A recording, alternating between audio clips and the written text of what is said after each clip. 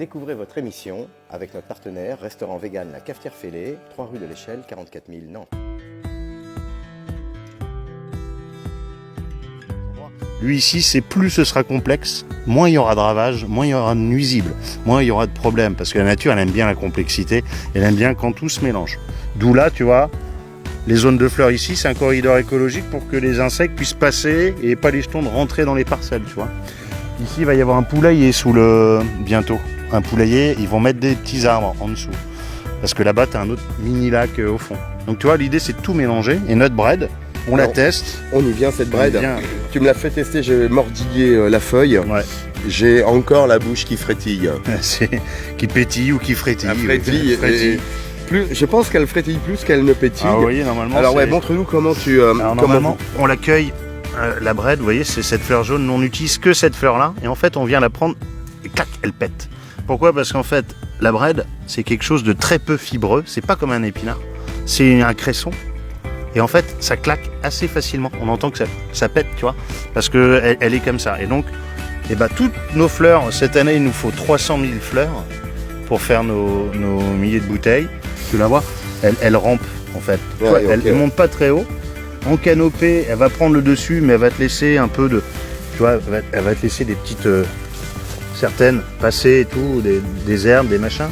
Elle prend un peu le dessus sur les autres, et puis une fois qu'elle a pris le dessus, elle gagne. Alors, tu vois, elle vient ramper, donc nous on passe là, et tous les jours, il y a les cueillettes de bourgeons, parce qu'il nous faut un bourgeon d'une certaine taille, à peu près, hein, tu vois, mais pour avoir la bread. Et là, c'est vrai que sous serre, elle est comme un madal. Hein. Toi, t'es à Madagascar, là, il te fait des petites rampes, t'es bien. On est bien, on est au doux, là. Ouais. Tout est paillé, volontairement. Tu vois, puis après avec plein d'autres, tu vois, ouais, je sens que ça va le faire. Quoi. Il y a une biodiversité, une bioculture. Regarde les concombres. Tu vois les concombres là ? Ouais, Anthony, un plaisir, une introduction ici à la rencontre forcément de plein de gens, une journée qui est forcément dédiée à l'échange, à la compréhension, au partage. Ça te caractérise, c'est ça qu'on veut découvrir quand on goûte un verre de rhum Mafana. C'est les valeurs qu'on véhicule depuis le premier jour. Vous voyez, là-bas, il y a des gens qui sont en train de découvrir le lieu, tout comme nous. Nous, c'est vraiment du partage, c'est du mélange. Et ici, pourquoi le lieu est propice à ce mot-clé-là ? C'est parce qu'en fait, tout est mélangé. Hein, on l'a vu tout à l'heure sur nos planches. Il y a des poireaux au milieu des trucs, les plantes, il y a des insectes. On sent qu'il y a de la vie ici, tu vois, et que ça se met bien. Et pourtant, j'ai vu une photo il y a 1 an, en drone, qu'ils avaient pris ici. C'était le début. Ouais. Et tu vois, en moins d'une année, t'as l'impression que les mecs sont là depuis 20 ans. Parce que le lieu est cohérent et que c'est un lieu complexe où il se passe plein de choses. Et c'est ce qu'on aime nous, la complexité. La complexité avec les gens avec qui on échange, les gens qui nous font des remontées sur notre produit pour qu'on s'améliore. Voilà, c'est l'échange et c'est le partage qui fait qu'on se sent bien. Anthony, partageons. On va rencontrer qui cet après-midi ? On va rencontrer cet après-midi Fab. Ouais. Le cofondateur avec Renaud, Fab.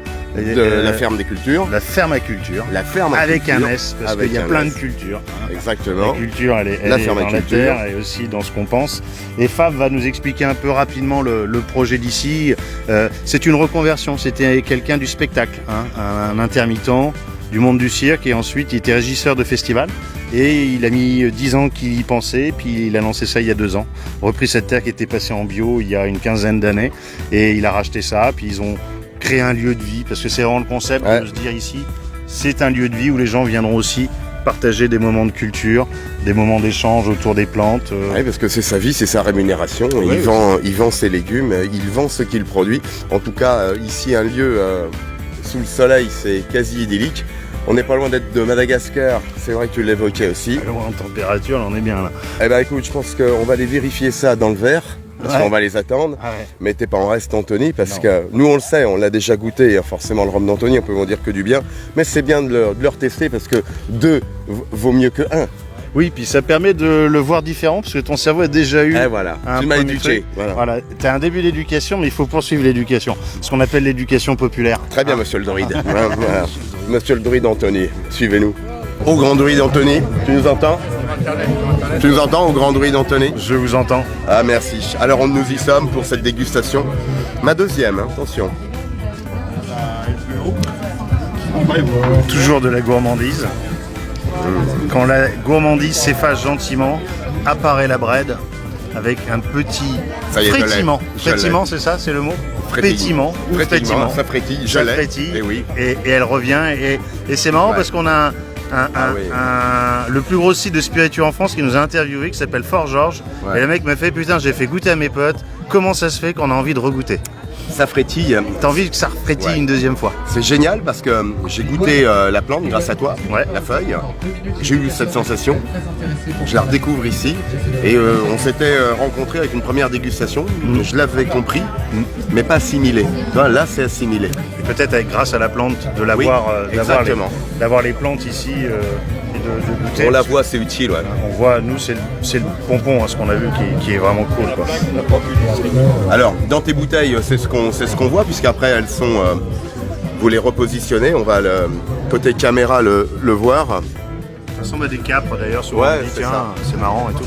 Ça ressemble à des capres, mais non, ce sont des fleurs jaunes qui, dans l'infusion avec notre rhum, ambré, deviennent vertes un peu foncées, quoi. Donc c'est la fleur. Et donc nos amis d'ici me cueillent et nous cueillent cette année près de 300 000 fleurs à la main. Enfin, j'imaginais pas le taf quand les gens me disent est-ce que c'est craft, est-ce que c'est premium. Je fais ne serait-ce que pour le temps passé par des gens sans intrants, sans tasser les sols, sans mécanisation, à quatre pattes en train de cueillir les fleurs toute la journée, c'est un vrai taf. Et en plus nous on remet toutes les fleurs dans des bouteilles à la main dans notre distillerie dans le Cognac. Donc il y a du taf les amis, il y a beaucoup de taf. Bon, on est très fiers d'ailleurs qu'il y ait beaucoup de taf. Nous on est heureux que toi et toute ton équipe vous soyez fiers parce que regardez, moi je veux dire que ça frétille. Ça frétille. Hein, peut-être un pêcheur, non? Ouais, un petit peu quand même. Enfin, plus devant l'éternel. Oui, devant l'éternel, ouais. Mais si vous aussi vous êtes comme nous, gourmands, amoureux de toute forme de sensation, je crois que ça rend amoureux.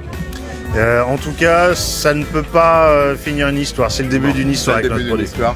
Et bien justement, on part à la rencontre de nos amis, de tes amis. De Fab et Renaud notamment. Et on est convaincus, cette dégustation était quand même l'ultime test pour que nous soyons convaincus. Donc t'es convaincu. Et au-delà. Ouais, génial. Et au-delà. Et bah au-delà.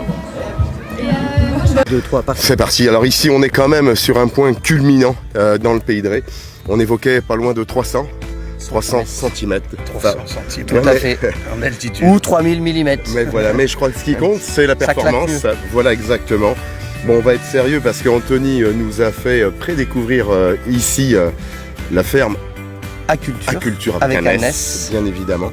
Eltonor, c'est un lieu que tu as, je dirais, laissé travailler par la nature, mais quand même guidé, parce qu'il faut forcément un peu d'ordre malgré tout.